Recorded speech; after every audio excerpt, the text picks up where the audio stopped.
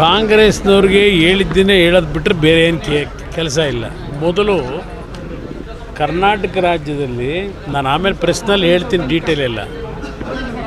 ಮೊನ್ನೆ ನಿಮ್ಮ ನೈಸ್ ಕಂಪ್ನಿಗೆ ಸಂಬಂಧಪಟ್ಟ ಸತಿ ಆ ಪೇಪರ್ ಇಲ್ಲಪ್ಪ, ಆ ಬುಕ್ ಇದೆಯಲ್ಲೋ ತೀರ್ಪು ಅದೆಲ್ಲ ಇರಲಿ. GST ಬಗ್ಗೆ ನಾವು ಅವ್ರ ಜೊತೆ ಚರ್ಚೆ ಮಾಡೋಣ. ಇದು 1952ರಲ್ಲಿ ಈ ಫೈನಾನ್ಸ್ ಕಮಿಷನ್ ಅಂತ ಇಂಟ್ರೊಡ್ಯೂಸ್ ಮಾಡಿದ್ದೆ ದೇಶದಲ್ಲಿ ಕಾಂಗ್ರೆಸ್ ಸರ್ಕಾರವೇ. ನೆಹರು ಕಾಲದಲ್ಲಿ ಮಾಡಿದ್ರು. ಅಲ್ಲಿಂದ 50 ವರ್ಷ ಇವರು ರಾಜ್ಯ ಆಳ್ಕೊಂಬಂದ್ರಲ್ಲ ದೇಶ ರಾಜ್ಯ ಎಲ್ಲ. ಆ ಗೈಡ್ಲೈನ್ಸ್ ಏನು ಇಟ್ಟಿದ್ದಲ್ಲ 1952ರಿಂದ ಆ ರಾಜ್ಯಗಳಿಗೆ ತಾರತಮ್ಯ ಮಾಡ್ತಕ್ಕಂಥದ್ದು ತಪ್ಪಾಗಿರ್ತಕ್ಕಂಥದ್ದು ಇದೆ ಅಂತಕ್ಕಂಥದ್ದಿದ್ದರೆ ಆ ಗೈಡ್ಲೈನ್ಗಳು ತೆಗಿಬೇಕಾಗಿತ್ತು ಅಂತ ಮೊದಲೇ ಹೋರಾಟ ಮಾಡಬೇಕಾಗಿತ್ತಲ್ವ. 50 ವರ್ಷ ಇವರ ದೇಶ ಆಳವ್ರೆ ಕಾಂಗ್ರೆಸ್ನವ್ರನ್ನೇ. ಈಗ ಜ್ಞಾನೋದಯ ಆಗಿದೆಯಾ? ಇಷ್ಟು ದಿವಸ ಏನು ಮಾಡಿದರು? 50 ವರ್ಷ ಇವ್ರದೇ ಸರ್ಕಾರ ಇದ್ದಾಗ ಮಾಡ್ಬೋದಿಲ್ಲ. 10 ವರ್ಷ ಮನಮೋಹನ್ ಸಿಂಗ್ ಇರಲಿಲ್ವಾ? ಆಗಲೇ ಮಾಡಬೇಕಾಗಿತ್ತು. ಗೈಡ್ಲೈನ್ಸ್ ಎಲ್ಲ ಬದಲಾವಣೆ ಮಾಡಿ ಅಂತ ಹೇಳಿ. ಇವತ್ತು ಜ್ಞಾನೋದಯ ಆಗಿ ಅದೆಂಥದ್ದು GSTದು ನಮ್ಮ ಹಕ್ಕು ನಮ್ಮ ತೆರಿಗೆ ಮೊದಲು ಅವೆಲ್ಲ ಮಾಡೋರಂತೆ ಚರ್ಚೆ.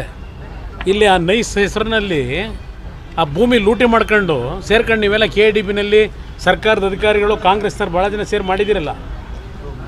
ಜಡ್ಜ್ಮೆಂಟ್ ಕೊಟ್ಟು ಈಗ ಎಷ್ಟು ದಿವಸ ಆಯಿತು? ಜಡ್ಜ್ಮೆಂಟಲ್ಲಿ ಏನು ಹೇಳೋರೆ?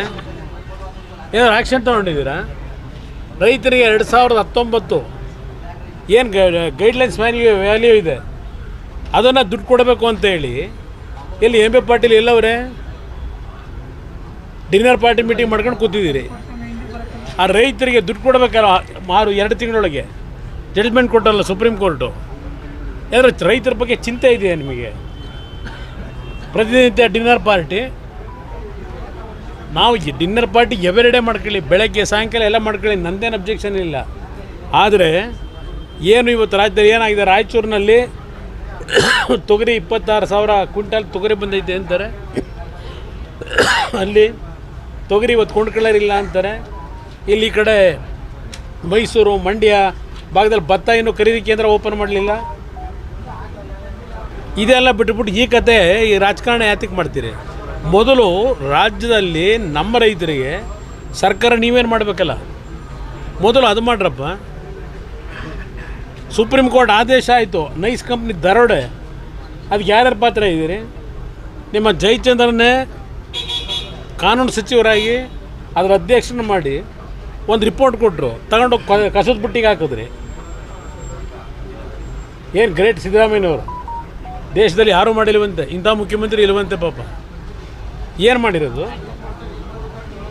ಚರ್ಚೆ ಮಾಡಿ ನಿಂತ್ಕೊಂಡು ಇವೆಲ್ಲ ಚರ್ಚೆ ಮಾಡೋಕ್ಕಾಗಲ್ಲ. ಭಾಳ ವಿಷಯ ಇದೆ, ಮಾತಾಡೋಣ.